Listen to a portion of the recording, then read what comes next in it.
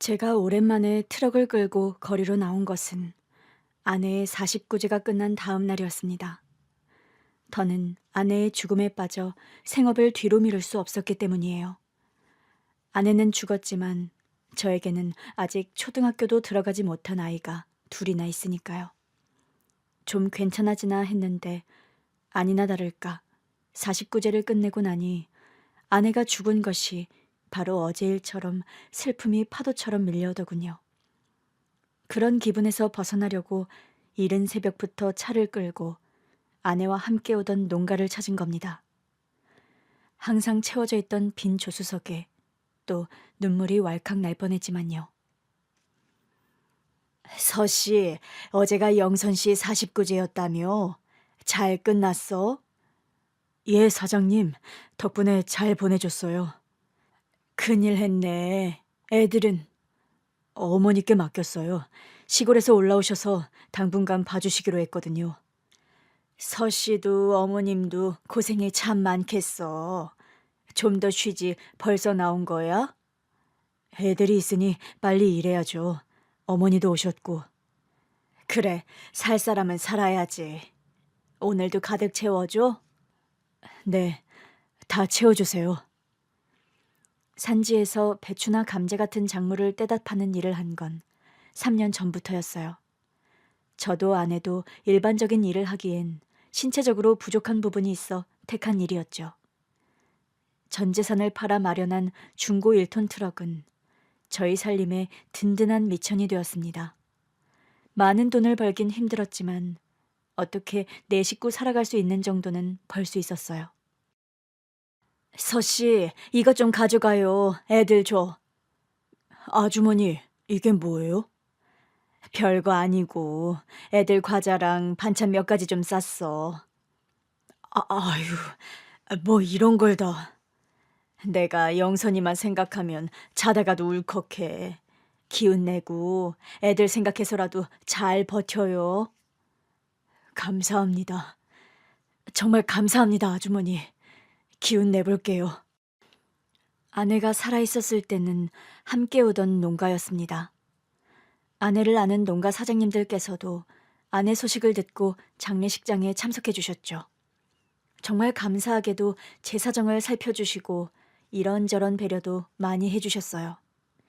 이런 분들 덕분에 제가 어떻게든 기운을 차리고 일터로 나올 수 있었습니다. 아내는 죽기 전 아이들 걱정이 많았어요.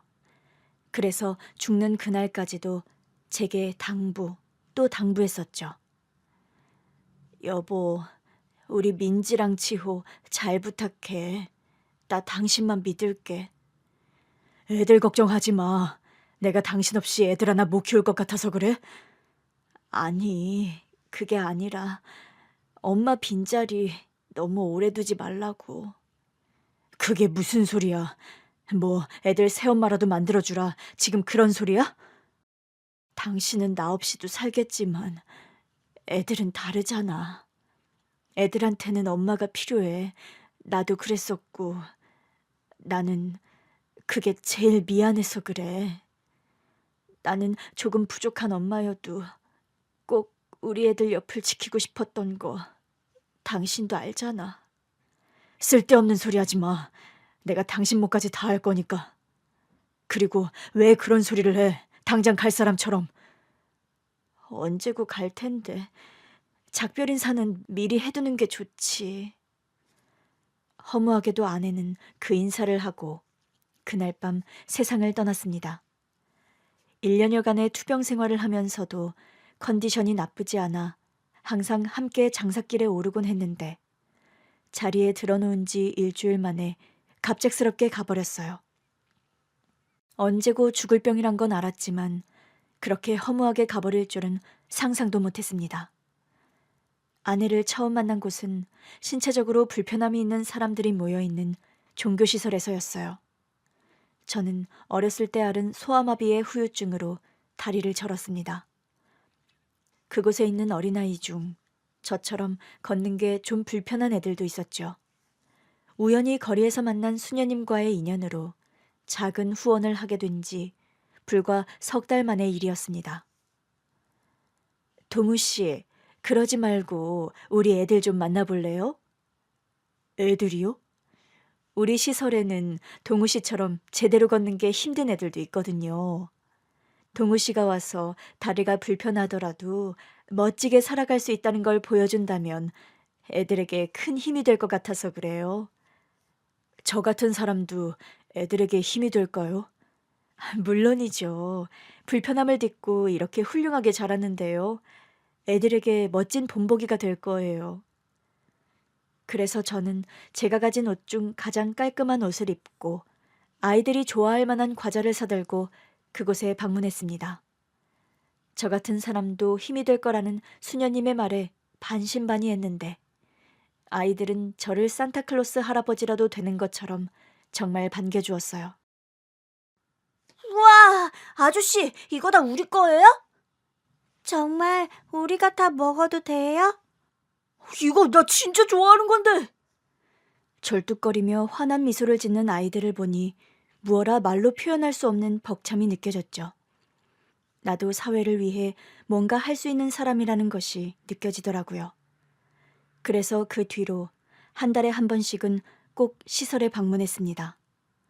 일당 중 10,000원은 저금해서 못해도 매달 20에서 30만 원은 모아서 생필품이나 아이들이 필요한 물건을 사서 갔죠. 그러다 딱 3번째 방문 때 아내를 만난 거예요. 테레사, 빨래는 됐으니까 들어가서 애들 식사 보조 좀 도와줘요. 거의 다 했어요, 수녀님. 이것만 하고 들어갈게요. 너무 무리하지 말아요. 괜찮아요. 아내는 오른쪽 팔이 없었습니다. 정확히는 딱 손부터 팔꿈치까지였어요.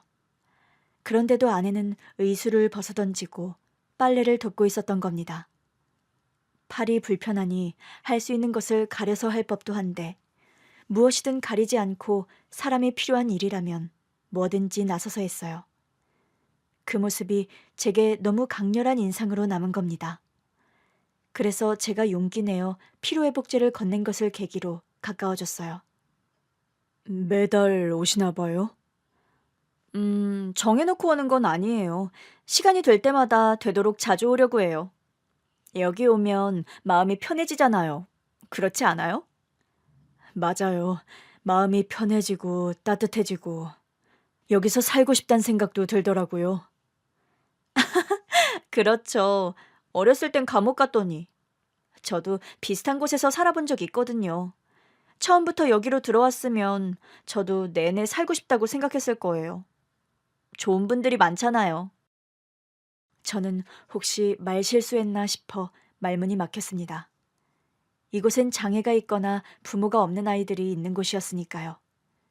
하지만 아내는 개의치 않고 웃으며 덧붙이더라고요. 놀랬어요? 이거 흠 아닌데. 부모가 없는 게 흠이 아니라는 거 아시잖아요. 물론이죠. 부모가 없는 게 왜 죄입니까? 없고 싶어서 없는 것도 아닌데. 맞아요. 없고 싶어서 없는 것도 아닌데요.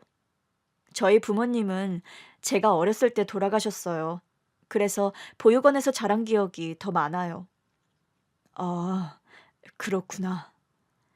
혹시 베로니카 수녀님 만나서 오신 분이 그쪽이에요? 네네. 우연히 거리에서 만나게 돼서. 아, 길에서 넘어진 노인분 도와주셨다는 그분 맞죠?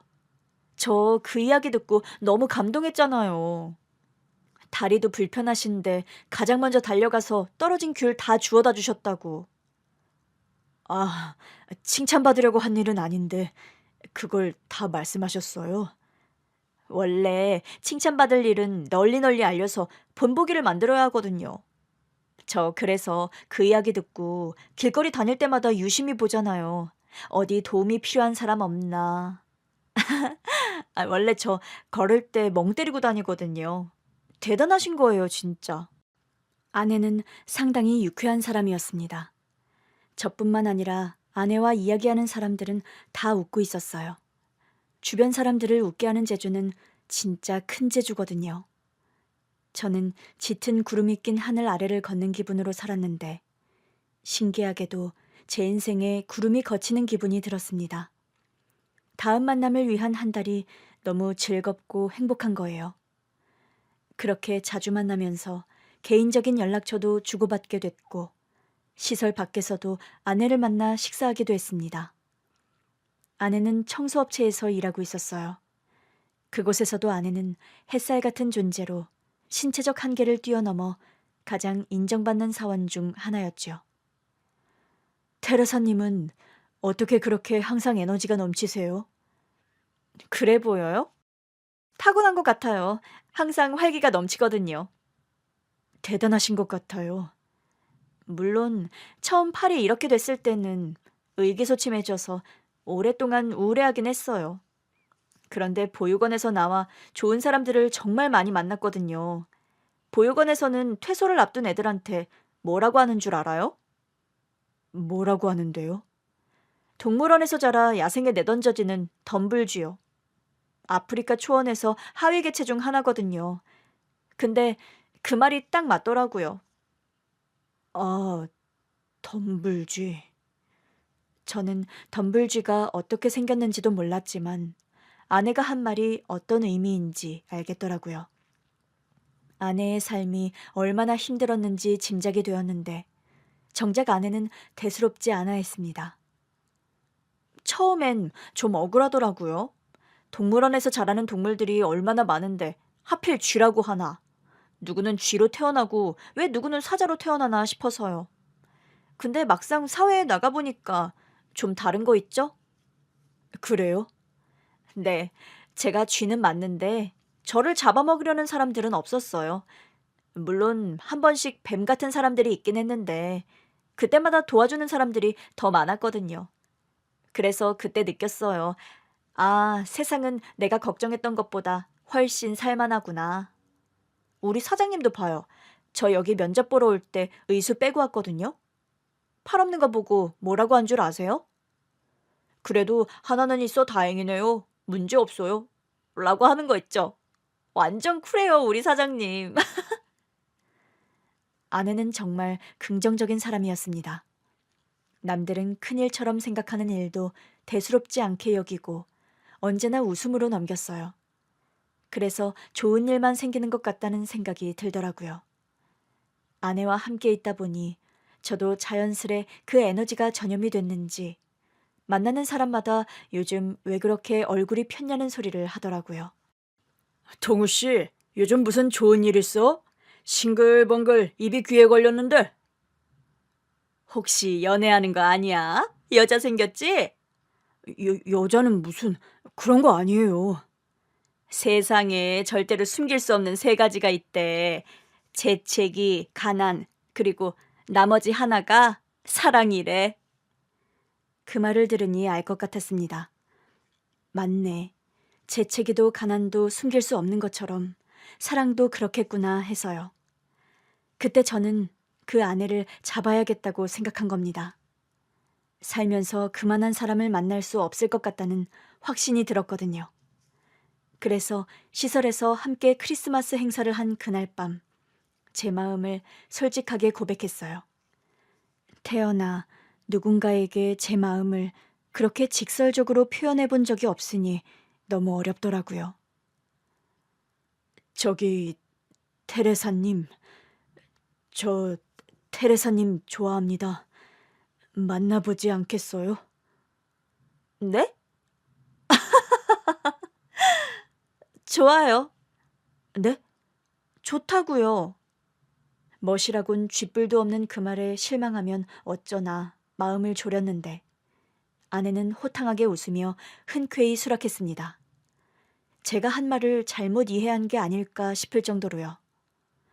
나중에 왜 그런 멋도 없는 고백을 받아들였나 물었더니 그러더라고요. 확실히 멋없는 말이긴 했지. 근데 100마디 말보다 당신 표정 하나면 됐다 싶더라. 당신 몰랐지? 그 말할 때 당신 입술이 그냥 바들바들 떨리는 거야. 보니까 얼마나 떨고 있던지 누가 보면 내가 당신 잡아먹는 줄 알겠더라니까. 내가 그렇게나 떨었다고? 그래, 정말 기가 막히게 떨었지. 어쨌든 아내는 제 진심을 받아들인 것이었어요. 그날부터 딱 1년 사귀다 결혼에 이르렀습니다. 저희 부모님도 아내를 무척 좋아했어요. 매사에 소심하고 조심스러운 구석이 있는 저와 달리 호탕하고 뭐든지 자신감 있게 하는 아내의 성격이 제게 꼭 필요하다 생각하신 거지요. 결혼식은 우리가 처음 만난 시설에서 했어요. 정말 말도 못하게 행복하고 완벽한 결혼식이었죠. 그렇게 딸 둘을 낳았고 아내가 있었던 동안 하루도 행복하지 않은 적이 없었습니다. 농가에서 물건을 싣고 도시로 돌아온 저는 주택가 근처 담벼락에 차를 세우고 장사 준비를 시작했어요. 얼마나 지났을까? 뒤쪽으로 비싼 차 한 대가 서더니 어떤 남자가 내려 저한테 다가오더라고요. 저기 사장님, 죄송하지만 자리 좀 비켜주시겠어요? 네? 왜요? 저희가 여기 볼 일이 있어서요. 많은 차가 주차된 담벼락에서 굳이 저를 꼭 집어 비켜달라는데 마음이 상하지 않을 수가 없었습니다. 내가 다리를 전다고 나를 무시하나 그런 자격지심도 들었고요. 울컥 짜증이 나려는데 아내라면 어땠을까 싶어 참았지요. 그래서 다시 한번 정중히 물었어요. 찾아보면 다른 자리도 있을 텐데 굳이 이미 주차하고 장사 준비하는 이 자리를 비켜달라고 하는 이유가 뭔가요? 그게 다른 자리는 차주가 보이지 않고 이쪽 담벼락이 사람들 눈에 가장 띌 것 같아서요. 실례가 안 된다면 지금 이 트럭에 실린 물건도 다 제가 사겠습니다. 예? 이 물건을 다 산다고요? 별 이상한 사람 다 보겠다 싶었습니다. 차를 보아하니 벤츠로 비싸 보이는 차였는데 잘 사는 집이라 1톤 트럭에 실린 물건은 푼돈인가 싶더라고요. 본격적인 장사를 시작하기도 전에 물건을 다 사겠다는 사람이 나타났는데도 기쁘지 않은 이유였습니다. 그런데 그 남자는 다시 한번 정중히 부탁하더라고요. 실은 저희 어머니께서 수십 년째 잃어버린 딸을 찾고 있는데 아시는 분께서 여기에 전단을 붙이고 사람을 찾은 적이 있다는 말을 들어서요. 지푸라기라도 잡는 심정으로 이곳에 전단을 붙이고 싶어서 그럽니다. 그리고 제게 고개를 숙여 부탁하는데 마음이 안 좋더라고요. 그곳에 전단을 붙인다 한들 수십 년째 못 찾은 딸을 찾을 수 있겠습니까마는 그래도 사람 마음이 그렇지 않잖아요. 그냥 다른 데다 하자 싶어 알겠다고 했습니다. 굳이 물건은 사줄 필요 없다고 하면서요. 다시 이동하기 위해 물건 정리를 하는데 차에서 나이 든 여자가 나오더라고요. 그리고 남자처럼 저에게 정중히 고개를 숙이며 다시 한번 감사하다 인사하셨죠. 고맙습니다, 사장님. 제가 간절한 마음이다 보니 이렇게 무례한 요구를 하게 됐네요. 아니에요. 그럴 수도 있죠. 얼마나 애가 타시면 그러시겠어요. 장사야 다른 데서 할 수도 있고요. 감사합니다. 그리고 실례가 되지 않는다면 이 전단을 트럭에 좀 붙여주실 수 있을까요? 지나가면서 사장님 트럭을 보고서라도 찾아올 수 있지 않을까 싶어서요. 예, 주세요 그럼. 저는 그 노부인에게서 전단 여러 장을 받았습니다. 트럭에 놓고 오다 가다 사람들이 보고 단서라도 찾을 수 있으면 좋잖아요. 그런데 저는 전단지 속 사진을 보고 깜짝 놀랄 수밖에 없었습니다. 사진 속 여자는 바로 죽은 아내를 닮은 아이였기 때문이에요. 확실히 어렸을 때 사진이긴 했지만 아내와 똑 닮았었어요. 게다가 제가 멈칫할 수밖에 없었던 건 바로 사진 속 아이가 팔 하나가 없다는 사실 때문이었어요. 제가 사진을 너무 빤히 쳐다보자 노부인은 제 눈치를 살피며 묻더군요. 왜요? 혹시 아는 사람이에요? 그게 이 사람이 딸이라는 말씀이신가요? 네, 제가 잃어버린 딸 맞아요. 어떻게 봐도 아내의 사진이 맞았지만 제가 알던 사실과는 좀 다른 부분이 있었어요. 아내는 어렸을 때 부모를 잃고 보육원에서 자랐기 때문이었죠. 닮은 사람이야 있을 수 있지만 팔 없는 건 갖기 어렵잖아요. 혹시 이 사람 이름이 어떻게 되나요? 이 아이는 영선이에요. 김영선. 저는 그 이름을 듣자마자 확신했습니다. 어떻게 된 일인지 모르겠지만 이 사람들이 찾는 사람이 바로 내 죽은 아내라는 것을요. 여전히 믿기 힘든 사실이었지만 저는 조심스레 그 사실을 밝혔죠. 내가 이 사람을 아는 것 같은데요. 정말이에요? 정말 영선이를 알아요? 어디 있는데요? 대체 어딨나요? 지금 어디로 가야 해요? 그게 죽었어요. 얼마 전에. 뭐라고요? 아니, 설마 그럴 리가 없어요. 영선이가 왜요? 그럴 애가 아닌데. 노부인은 충격에 비틀거렸고 전단을 붙이려던 남자가 황급히 뛰어왔습니다. 엄마, 왜 그래? 괜찮아? 규환아, 이를 어쩌면 좋아. 영선이가 죽었다는데. 뭐? 그게 무슨 말이야? 영선이가 왜? 김영선 씨, 제 아내였어요. 얼마 전에 암으로. 저는 믿지 못하는 그 사람들에게 휴대전화 속 사진을 보여주었습니다. 전단지 속 얼굴과 크게 다르지 않은 30대가 된 내 아내의 사진이었어요. 영선아. 노부인은 슬픔을 이기지 못하고 주저앉아 버렸고 남자는 힘없이 들고 있던 전단을 떨구었죠. 바닥으로 죽은 아내의 사진이 흩어졌습니다. 이제 어떡하니, 규환아. 이제 어떡해.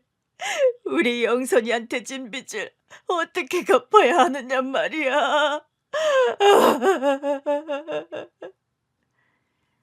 노부인은 울부짖으며 아내를 찾다가 혼절해서 실려갔죠. 남자는 자리를 뜨기 전 제게 연락처를 달라고 했습니다. 저는 급한 대로 휴대전화 번호를 주었고 그렇게 쓰러진 어머니를 데리고 사라졌어요. 하지만 저는 여전히 이게 어떻게 된 일인지 의아했죠. 생전 아내에게서 부모님 이야기를 들어본 적이 없었거든요. 그날 장사는 잘 되지 않았어요. 제가 종일 멍 때리고 있다가 손님을 여럿 놓치고 말았거든요. 다음 날 장사를 하기 위해 집을 나서려는데 그 남자에게서 연락이 왔고 우린 다시 만나게 되었습니다. 너무 늦었지만 영선이 납골당이라도 가서 못다한 말을 하고 싶어 찾아왔어요. 어딘지 같이 가주실 수 있을까요? 저희 어머니께서 너무 원하세요.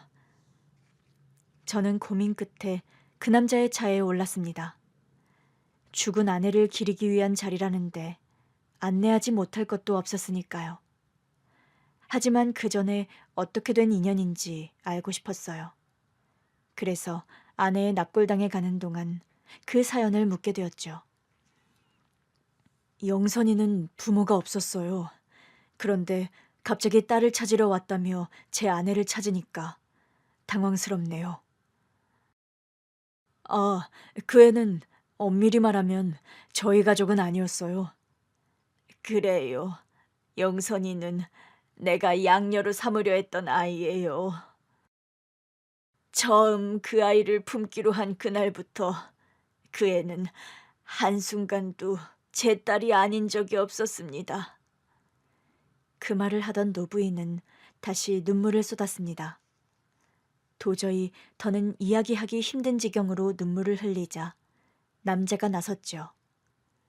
남자는 제 아내를 13살 때 만났다고 했어요.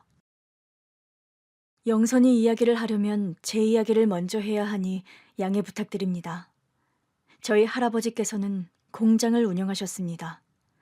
저도 지금 그 가업을 물려받아 하고 있지요. 영선이는 제 할아버지 공장에 다니던 한 직원의 조카였어요. 영선이는 어려서 부모를 잃고 이모 집에서 자랐거든요. 그때만 해도 지금보다는 공장 규모가 적은 편이었는데 할아버지께서는 한 달에 한 번씩 공장 직원들을 모두 모아 함께 식사하는 자리를 만드셨습니다. 직원들은 단순히 일을 해주러 온 사람들이 아니야. 이 사람들이 있기 때문에 우리 공장이 돌아가는 거지. 하루 정도는 공장 가동을 멈추고 우리 공장 식구들을 위한 시간을 가져야 해. 그래서 한 달에 한 번이면 공장의 직원들은 자기 가족들을 데리고 와 파티했어요. 보통은 삼겹살 파티였는데 때에 따라 수육, 치킨, 피자 다양했습니다. 그러다 보니 직원들 간의 거리가 가까웠고 애사심이 컸죠. 저도 그날을 참 좋아했는데 그날만큼은 학원에 가지 않아도 됐거든요. 그날은 아빠나 엄마를 따라온 아이들도 무척 많았는데 저도 그 애들과 함께 어울려 놀았죠. 규하나, 오늘 공장에 놀러오는 아이들은 모두 우리 공장을 위해 열심히 일해주시는 분들의 아이들이야. 그러니 우리에겐 귀한 손님들이지. 그 손님들을 어떻게 대접해야 하는지는 잘 알겠지? 네, 할아버지, 염려 마세요. 너보다 나이가 많든 적든 귀하게 대해라. 어떻게 될지 모르겠지만 너도 언젠가 아버지 따라 이 공장을 물려받으면 사람의 마음을 다루고 살필 줄 아는 사람이 되어야 해. 그것도 경영의 일부다. 네, 명심할게요, 할아버지. 할아버지께서는 자수성가하며 공장을 세우신 분이라 본인만의 철칙이 대단했습니다. 그중 하나가 바로 직원 없이는 공장도 존재할 수 없다는 것이었어요. 기계가 망가지지 않도록 다루는 것처럼 사람도 그렇게 소중히 다뤄야 한다고 가르쳤죠. 그때 저는 13살이었고 제게 큰 임무가 주어진 것처럼 여겨지더라고요. 공장에 오는 애들이 누구 하나 소외되는 일 없이 좋은 시간을 보냈으면 좋겠다고 생각했어요. 그래서 애들이 재밌게 놀 수 있을 만한 놀이도 많이 준비했죠. 영선이는 그때 만난 애였습니다. 안녕, 나 박규환, 13살이야. 안녕. 나는 김영선. 나도 13살이야. 나는 이모부 따라왔어. 부모님이 안 계시거든. 그때 저는 정말 많은 준비를 했었어요. 그런데 부모가 없다고 당당히 말하는 친구를 만날 준비는 미처 하지 못했던 겁니다. 그래서 영선이의 말에 깜짝 놀라 말문이 막혀버렸죠. 뭐라고 말해야 할 것 같은데 무슨 말을 해야 할지 몰라 바보처럼 어버버했던 거예요. 왜? 부모님 안 계신다고 하니까 놀랐어? 아니, 그게 그럴 수도 있지 뭐. 그래도 이모랑 이모부가 계셔서 잘 지내고 있어. 덕분에 이렇게 공장 구경도 다 해보고 엄마 아빠랑 살았으면 못 해볼 경험이지. 영선이는 참 긍정적이고 밝은 애였어요. 저였더라면 그런 생각은 못했을 것 같은데 부모님이 없다는 사실이 그 애한테는 아무런 문제가 되지 않는 것처럼 보였죠. 그래서 저도 모르게 자꾸 더 신경 쓰였던 것 같아요. 과자를 나누어 줄 때면 그 애만 하나씩 더 주고 술래잡기를 할 때에도 일부러 그 애는 잡지 않았습니다. 숨바꼭질 할 때도 보고도 못 본 척하고 그 애가 술래를 할 때면 일부러 잡혀주고 그랬지요. 저한테는 그게 배려였어요. 그런데 어느 날 그 애가 저를 부르더라고요. 야, 박규환, 잠깐 이야기 좀 해. 왜? 너 왜 나만 안 잡아? 너 지금 몇 번이나 그랬잖아. 너가 술래할 때마다 나는 잡을 수 있는데도 잡지도 않고. 그뿐만이 아니야. 왜 나한테만 초콜릿 하나 더 줬어? 다른 애들이 이상하게 생각하잖아. 아, 그게 어, 너 설마 나 좋아하니? 어? 아니거든. 근데 왜 그래? 나 좋아하는 거 아니면 그러지 마. 영선이는 알고 있었던 거예요. 제가 부모가 없다는 사실로 과한 배려를 하고 있다는 것을요. 그때 저는 영선이를 좋아하지 않는다고 했지만 저는 언제부턴가 그 애가 좋았습니다. 부모가 없다는 이유로 동정하지 말라는 말을 그렇게 신사적으로 하는 애는 영선이뿐이었을 거예요. 그 뒤부터는 정신 차리고 다른 아이들과 공평하게 대하면서 영선이와 더 가까워졌죠. 그러던 어느 날이었어요. 매달 공장 행사에 참석했던 그 애가 오지 않았어요. 그 애와 함께 지내던 사촌 동생들에게 물었지만 모른다고만 하더라고요. 그래서 다음 달이 돼서야 그 애를 만날 수 있었는데 이유를 물으니 그러더라고요. 지난달에는 왜 안 왔어? 이모부가 집에 있으랬어. 내가 이모부 말을 안 들었거든. 아, 무슨 일이 있었는지 물어봐도 돼? 그건 말하기 싫으면 말하지 않아도 돼. 그 애는 생각에 잠긴 듯 입을 다물었어요. 그 애에게서는 보기 힘든 표정이었죠. 하지만 이내 별일 아니라는 듯이 그러더라고요. 이모부가 술 마시고 우리 부모님에 대해 안 좋은 이야기를 했거든. 그래서 화가 나서 대들다가 그렇게 됐어. 아, 그랬구나. 많이 속상했겠다. 이모부도 힘들겠지. 이모가 원해서 나를 데리고 있긴 하지만 자기 자식도 아닌데 뭐. 한두 번 있는 일도 아니야. 술 마시거나 이모랑 싸울 때면 항상 나를 걸고 넘어졌으니까. 이모부가 그럴 때마다 속상한 건 내가 할 수 있는 게 없다는 거야. 그냥 그런 말 하지 마세요. 그런 거 정도? 힘들었겠다. 그래서 난 빨리 어른이 되고 싶어. 어른이 돼서 자유롭게 살 거야. 저는 그동안 그 애가 마냥 밝고 긍정적인 아이인 줄만 알았는데 그게 아니더라고요. 슬픈 일이 있어도 무덤덤한 척, 속상한 일이 있어도 별일 아닌 척. 그게 습관이 된 애였습니다. 그렇게 말할 때 정말 눈이 슬퍼 보였거든요. 그래서 그 애를 돕고 싶었나 봐요. 제가 뭐라도 할 수 있으면 좋겠다는 생각에 한 행동이 그 애에게 독이 됐지만요. 부모님과 식사할 때 슬며시 그의 이야기를 꺼낸 것이죠. 엄마, 영선이 알지? 긴 머리 묶고 온 나랑 동갑이네. 영선이 알지. 그 김홍식 씨랑 같이 오던? 아, 김홍식 씨? 알지. 그 집에 애가 셋이던가? 옆에서 잠자코 듣고 있던 아빠도 안다는 듯 대꾸했죠. 근데 영선이는 그 아저씨 딸이 아니래. 그래? 그럼 누군데? 그 아저씨가 영선이 이모부래. 근데 아, 그래. 근데 왜? 집에서 별로 행복한 것 같지 않았어. 왜? 영선이가 무슨 이야기 했어? 저는 그날 두 분께 영선이에게 들은 이야기를 전했고 부모님의 표정은 좋지 않았습니다. 개인적인 집안 사정이니 섣불리 말을 얹긴 힘들지만 아이가 불쌍하다고 했어요. 저만 그렇게 생각하는 게 아니었구나 싶어 다행이다 했습니다. 지금 생각해보면 생각이 짧았던 행동이었어요. 그렇게 이야기한다고 해서 엄마 아빠가 도와줄 수 있는 게 없었는데 말이에요. 마치 누군가의 잘못을 이르듯이 그런 이야기를 한 것이지요. 차라리 그렇구나 하고 말았으면 좋았을 텐데 아버지께서 그의 이모부를 따로 부른 모양이었습니다.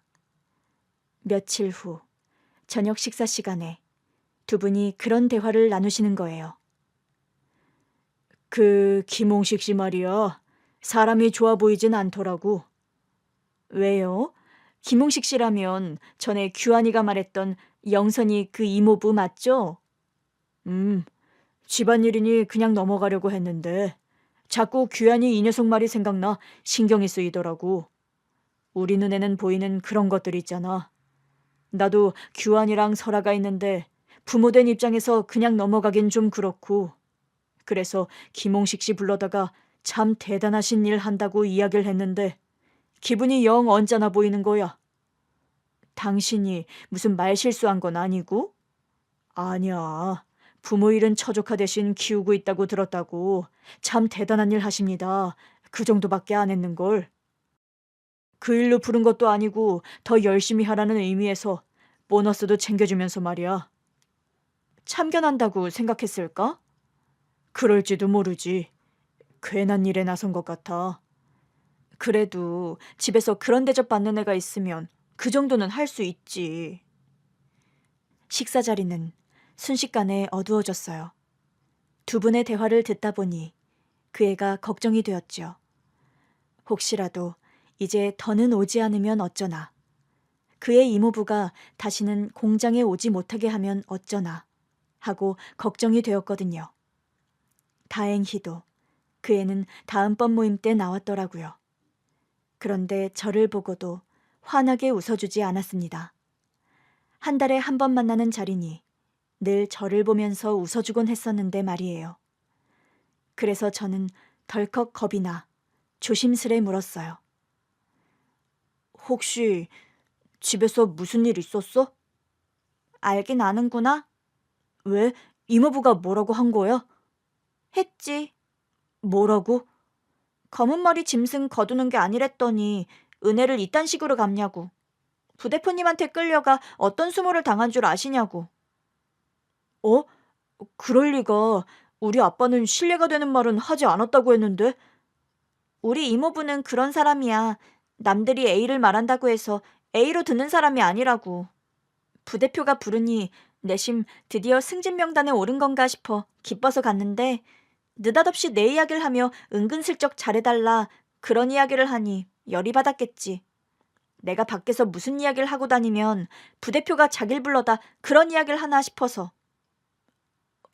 영선아, 나는. 알아, 넌 날 돕고 싶었겠지. 근데 규환아, 내가 언제 너보고 도와달라고 했어? 그건 아니지만 나는 그냥 네가 내 이야기를 적당히 들어줄 수 있는 사람이라고 생각한 거야. 내가 네 도움이 필요했더라면 나는 제대로 도와달라고 이야기했을 거고. 미안해. 나는 그냥 네가 그 집에서 잘 지냈으면 해서. 됐어.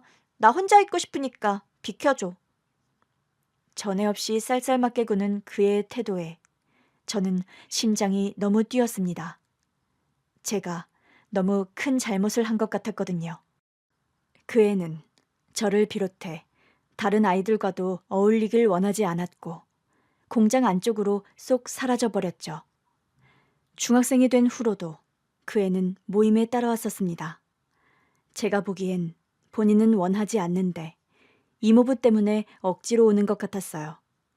좋은 사람인 것처럼 보이고 싶어하는 욕심에 이용되고 있었던 것이었죠. 그 애는 내가 인사를 건네거나 간식을 나누어 줄 때도 적당히 대꾸하고 말았습니다. 전처럼 호탕하게 웃어주지도 않았고요.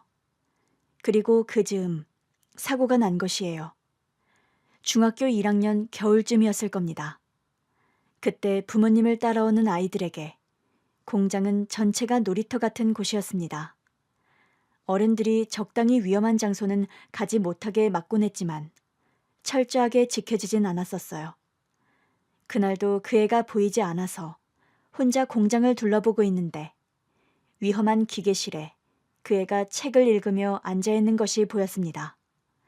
직원들이 없을 때는 기계가 작동하지 않기 때문에 위험한 장소는 아니었어요.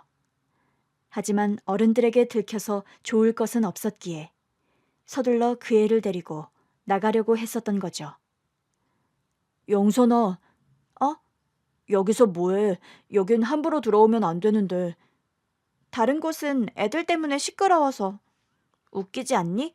평소엔 가장 시끄러운 장소일 텐데 오늘은 쥐죽은 듯 조용하잖아. 그러게.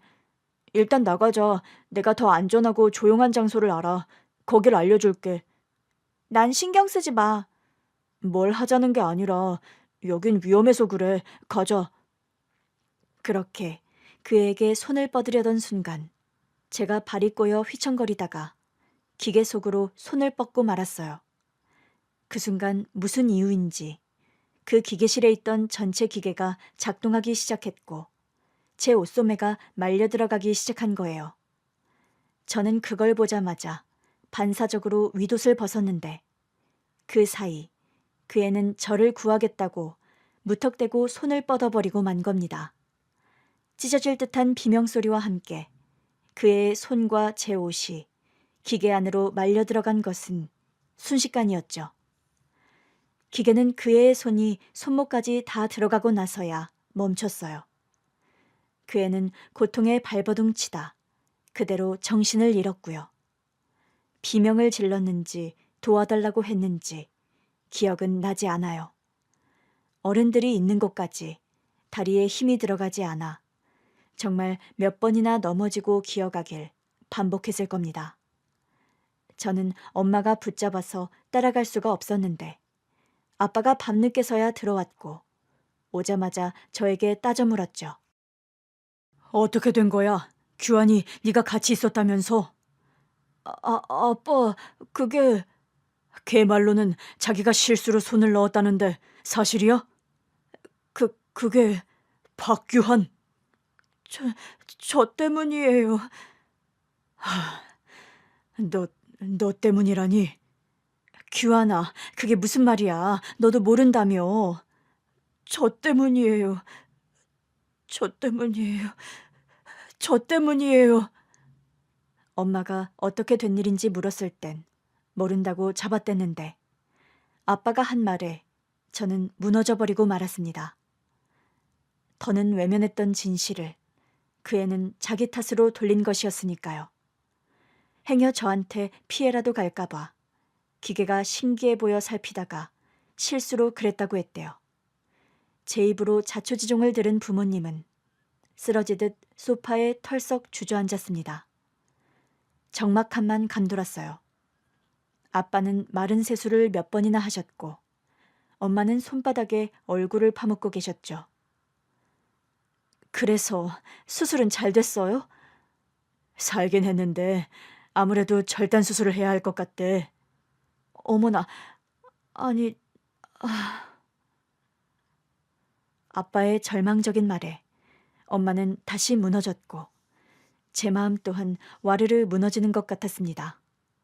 그 애는 저를 구하려다 오른손을 잃고 만 거예요. 제가 그때 그 애를 보고도 못 본 척 했더라면 그런 일은 일어나지 않았을 겁니다. 괜한 오지랖을 부려 자꾸 그 애를 곤란하게 만든 것도 모자라 그의 손까지 잃게 하다니 그렇게 절망적일 수가 없었죠. 부모님께서는 저 때문에 그렇게 되었으니 어떻게든 책임지려 하셨습니다.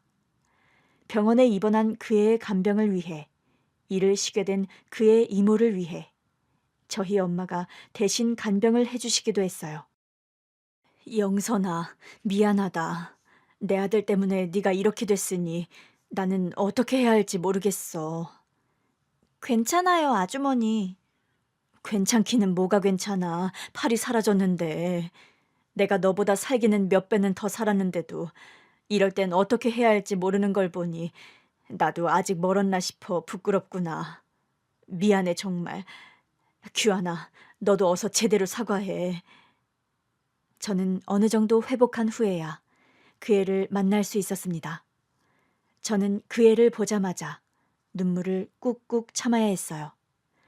사고 전 나 때문에 웃는 얼굴을 보이지 않았던 그 애가 절 보고 환하게 웃고 있었거든요. 그 순간까지도 그 아이는 다친 본인보다 제 마음을 더 걱정하고 있었던 거예요. 미안해 영선아. 내가 그때 넘어지지만 않았어도. 규환아, 네 탓이 아니야. 어? 그건 사고였어. 누구도 예측할 수 없었던 사고. 만약 그렇게 되지 않았더라면 하는 가정은 이미 벌어진 일에는 소용이 없는 거야. 나는 살면서 엄마 아빠가 돌아가시지 않았더라면 이라는 가정을 수도 없이 하면서 살았어. 그런 건 다 소용없는 걸. 너 원망하지 않아. 손을 뻗은 건 나잖아. 영선아, 그래도 미안해. 나는 너한테 너무 미안해. 엄마는 그때 저와 함께 그 애를 만나고 난 후 말없이 줄곧 눈물을 훔치셨어요. 그리고 집에 와서 아버지와 대화를 나누며 그러시더라고요. 그날 영선이가 했던 이야기가 자꾸 귓가에서 맴돌아 사라지지 않는다고요. 어떻게 고작 14살짜리가 그런 말을 할 수 있는지, 세상을 몇 번이나 살아본 사람처럼 굴 수 있는지 싶어서 놀라셨대요. 어른인 자신도 이런 상황을 어떻게 대처해야 하는지 어쩔 줄을 모르겠는데, 정작 사고 당사자인 그 애는 자기가 처한 상황에 의연했으니까요. 당연한 이야기지만 그 애의 병원비는 전부 우리 집에서 부담했습니다. 뿐만 아니라 앞으로 그 애에게 드는 모든 비용은 저희 집에서 부담하겠다고 했어요. 대학 등록금까지도요. 그런데 그걸 거절하고 합의금을 요구한 것은 그 애의 이모부였습니다. 사고는 영선이가 당했지만 우리도 마음고생이 이만저만이 아니에요. 특히 집사람은 아직도 밤마다 눈물로 잠을 자지도 못하고요. 솔직히요, 부대표님께서 지금이야 미안한 마음에 매달 돈을 지원해주겠다 하시지만 사람 마음이란 게 변할 수도 있는 거잖아요. 김주임님, 그게 무슨 말입니까? 내가 내 아들 살리려다 그렇게 된 영선이를 나중에 모른 채 할지도 모른다. 그런 이야기를 하고 싶으신 거예요? 그것도 그렇지만 공장이 앞으로 어떻게 될지도 아무도 모르잖아요. 영선이 14살이에요. 기껏해야 대학 졸업까지 10년인데 우리 공장이 10년 안에 망하기라도 할까 봐서 그래요. 사람 일은 모르니까요. 저는 일시불로 받아야 된다고 생각해요. 앞으로 파리 없이 살아갈 내 조카의 확실한 미래를 위해서요. 그의 이모부는 치료비와 위자료 등의 명목으로 한 번에 5억을 요구했지만 저희로서는 어쩔 수가 없었습니다. 어쨌거나 그 애의 법정 대리인은 이모였거든요. 그들이 원하는 대로 해줄 수밖에 없었고 그건 그 애의 뜻이 아니었죠. 어쨌든 부모님께서는 합의금은 제쳐두고 앞으로 그 애를 가까이에서 지켜보며 보살펴줄 생각이었다고 해요. 그런데 그의 이모부가 합의금을 받자마자 공장을 그만둬 버린 것이지요. 김주임 그 사람 사직서 내고 가버렸어. 김주임이 일을 그만두다니요? 그럼 영선이는요? 모르겠어. 정반장 말로는 집도 옮겨버린 것 같다던데 애초에 그럴 작정이었던 거지. 잘 돌봐주겠죠? 그래도 이모가 있고 조카인데. 모르겠어. 나한테 대놓고 일시불로 위자료 달라 할 때부터 알아봤지. 에이, 나쁜 사람. 부모님께서 그 애의 소식을 수소문하다 아시는 분에 의해서 전학 간 학교를 찾은 건 2달 뒤였어요. 그 애를 만나러 간다는 말에 저는 엄마를 졸라 학교도 빠지고 같이 갔죠. 원래 살던 곳에서 2시간이나 떨어진 곳으로 전학 간 영선이는 홀로 하교하고 있었습니다. 슬프게도 수많은 인파 중 그 애를 찾는 건 그리 어려운 일이 아니었습니다. 반소매 교복 밑으로 팔 하나가 없는 건 그 애뿐이었거든요. 엄마는 영선이를 보자마자 차에서 내려 반갑게 불렀어요. 그러자 영선이도 저희 엄마를 알아보고 환하게 웃었죠. 다친 팔을 허공으로 크게 흔들면서요. 영선이다운 행동이었죠. 영선아, 아주머니! 그 애는 곧장 빠른 걸음으로 저희 차로 왔습니다. 그리고 제가 있는 걸 보고 놀란 얼굴을 하더라고요. 그 애는 건강해 보였어요. 신체적으로나 정신적으로나. 걱정을 많이 했는데 다행이었죠. 엄마는 그 애를 데리고 근처 식당으로 데리고 갔습니다. 잘 지냈어? 얼굴은 좋아 보이는데. 그럭저럭이요. 아직 애들이 저한테 적응을 못 하더라고요. 네가 적응 못한 게 아니라? 저야 어디서든 적응력 짱이라니까요. 어? 규환이 너 핸드폰 샀어? 어. 우와, 나 좀 봐도 돼? 그때 저는 처음으로 갖게 된 핸드폰을 가지고 있었는데 신나게 제 핸드폰을 구경하더라고요. 그러면서 제 카메라에 사진을 남긴 것도 그 애였어요. 짱이다. 잘 나왔다. 그치? 어. 영선아, 휴대전화 필요하면 아줌마가 사줄까? 네? 에이, 괜찮아요. 휴대전화 필요 없어요. 맨날 학교 집인데요, 뭐. 그런데 어떻게 오신 거예요? 영선이 어떻게 지내나 해서 아줌마가 좀 찾아봤어. 걱정이 돼서. 아, 걱정 마세요. 저 잘 지내고 있어요. 영선아, 아줌마가 생각을 많이 해봤는데 영선이만 좋다면 아줌마는 영선이가 우리 집에 와서 지냈으면 싶은데. 네?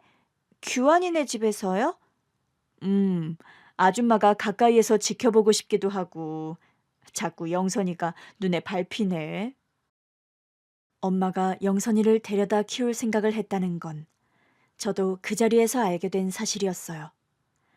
그 이야기를 듣자마자 저는 가슴이 뛰었습니다. 제발 그렇게 하고 싶다고 해 라고 소리치고 싶은 걸 간절히 참아야 했죠. 하지만 그 애의 표정은 밝지 않았죠. 아주머니, 그만 미안해 하셔도 돼요. 저는 정말 괜찮아요. 전에 말씀드렸다시피 이건 규환이 때문에 일어난 일이라고 생각하지 않아요. 그래서 누구를 원망하지도 탓하지도 않아요. 저는 그냥 앞으로 이 팔로 어떻게 살아갈지 그 고민이 더 중요한 것 같아요. 그냥 동정심에 하는 이야기가 아니야. 전부터 이모네 집에서 힘들게 지낸다는 소리를 듣고서도 마음이 좀 안 좋았어. 아줌마가 어떻게든 도움이 되고 싶어서 그래. 이모부한테 위자료 주셨다면서요. 솔직히 그 돈도 받고 싶지 않았어요. 오히려 전 그 돈 때문에 너무 죄송한데요. 영선아, 아주머니, 마음만 감사히 받겠습니다. 정말 괜찮아요. 엄마는 그날 어떻게든 그 애를 데려왔어야 한다고 두고두고 후회했습니다. 이미 그 애를 데려와 키우기로 마음먹은 그 순간부터 수양딸이라고 생각했으니까요.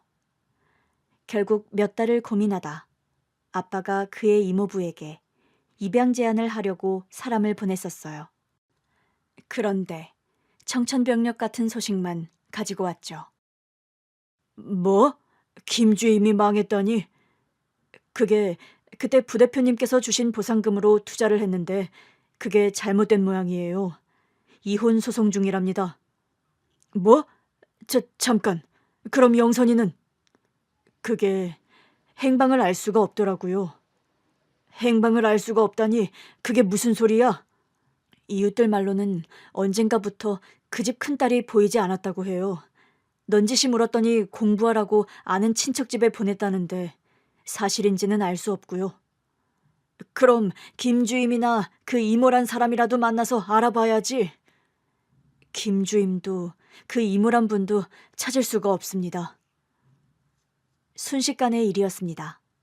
그 뒤로 부모님께서는 그 애의 행방을 찾기 위해 백방으로 수소문했지만 찾을 수 없었고요. 그리고 바로 어제 처음으로 그의 소식을 들은 거예요. 남자의 말이 끝나자 차 안에는 뒷좌석에 앉은 노부인의 흐느끼는 소리만 남았습니다. 가슴에 무언가 무거운 돌이 얹힌 기분이 들었어요. 아내는 제게 어렸을 때 사고라고만 했었습니다. 저도 제 다리로 인해 얼마나 힘들었는지 아내에게 말하지 않았듯이 아내도 자기 팔이 왜 그렇게 됐는지 굳이 말하지 않았어요. 저희에게는 이 이유가 필요하지 않았으니까요. 흐느끼던 노부인은 연신 코를 훌쩍거리며 말을 이었습니다. 안 그래도 힘든 삶을 살아야 했던 아이가 내 아들 때문에 더 힘들어졌다는 사실이 나를 너무 힘들게 했어요. 그리고 영선이는 그냥 있기엔 너무 좋은 아이였어요.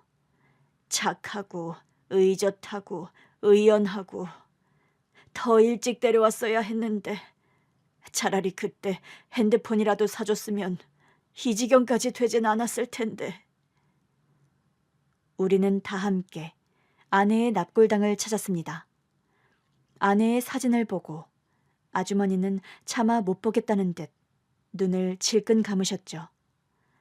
남자는 오랫동안 아내의 사진을 빤히 바라보더라고요. 무슨 생각을 하는지 모르겠지만 그 표정엔 깊은 회환과 후회가 가득해 보였습니다. 그리고 목이 맨 목소리로 물었죠. 힘들어하진 않았나요? 네? 살면서 팔 때문에 힘들어하거나 아파하진 않았는지.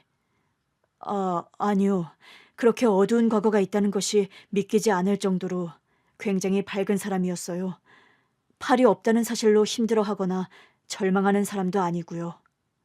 저한테는 정말 존경스러운 사람이었어요. 지금도 내 아이들이 더도 말고 덜도 말고 딱 내 아내처럼만 자랐으면 좋겠다고 생각할 정도로요. 감사합니다. 그 사람들은 그곳에 오랫동안 머물렀습니다. 멀리 떨어져 그 모습을 지켜보았어요. 아내가 보고 있으려나, 저 사람들을 그리워했으려나 하고요. 그렇게 집으로 돌아간 뒤 며칠 후 그 남자에게서 다시 연락이 오더라고요. 할 말이 있다기에 장사를 하다 말고 근처 카페로 트럭을 몰고 갔습니다. 저희 어머니랑 오랫동안 이야기하고 고민 끝에 말씀드리니 부디 기분이 상하시거나 혹은 오해는 하지 않으셨으면 좋겠습니다. 무슨 일로? 제가 서동호 씨에게 경제적 지원을 해드려도 될지. 예? 어머니께서 어떻게든 영선이가 남긴 가족들에게 뭐라도 해주고 싶다는 생각이 강하셔서요. 저도 마찬가지고요. 영선이는 늘 이미 벌어진 일은 잊고 앞으로의 일을 준비하면 된다고 하던 아이였어요. 이미 죽은 영선이를 위해 할 수 있는 일이 뭘까 생각했는데 남은 가족들을 보살피는 게 저희가 할 수 있는 최선이라는 생각이 들어서요. 그래서 저희가 서동우 씨와 아이들이 생활할 수 있는 주택을 지원하고 서동우 씨가 우리 공장에서 일할 수 있도록 자리를 마련하고 싶습니다. 그야말로 생각지도 못한 제안이었습니다. 거절할 이유가 없는 제안이었지만 제가 감히 수락해도 되나 싶었어요. 이 방법이 아니면 저도 저희 부모님도 영선이에게 진 빚을 갚을 길이 없습니다. 부디 수락해 주세요. 하늘에 있는 영선이가 남긴 선물이라고 생각하시면서요. 저는 그 자리에서 수락하지는 못했습니다. 그래서 오랜 고민 끝에 저는 남자가 주겠다는 집을 아이들 명의로 받았습니다. 제 능력으로는 상상할 수도 없을 만큼 근사한 아파트예요. 그리고 다음 주에 첫 출근을 앞두고 있죠.